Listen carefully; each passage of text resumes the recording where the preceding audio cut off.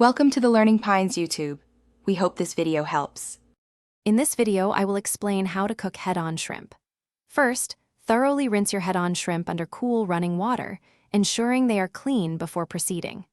Next, you will want to gently devene each shrimp, making a shallow cut along the back to extract the dark digestive tract, which improves both taste and presentation. Finally, pat them completely dry with paper towels to ensure a beautiful sear later. This initial preparation is crucial for a delicious outcome.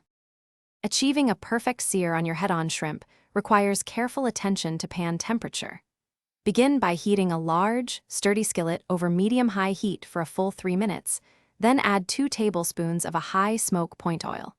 Arrange the shrimp in a single layer, giving each one ample space to cook evenly without steaming.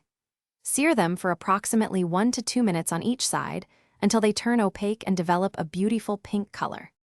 To infuse your shrimp with incredible flavor, introduce aromatics and fats at just the right moment. After you have flipped the shrimp, add 4 cloves of freshly minced garlic and 2 tablespoons of rich, unsalted butter to the hot pan. Gently toss the shrimp to ensure every piece is beautifully coated in this fragrant garlic butter, allowing the flavors to meld.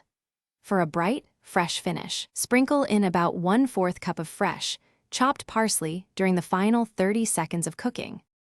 Knowing exactly when your shrimp are perfectly cooked is key to avoiding a rubbery texture. Look for visual cues. The shrimp should turn an opaque pink and curl into a loose C shape, not a tight O.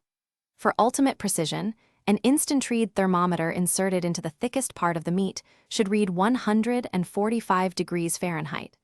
Remove them from the heat promptly and allow them to rest for just 1 minute before serving to maintain their juiciness.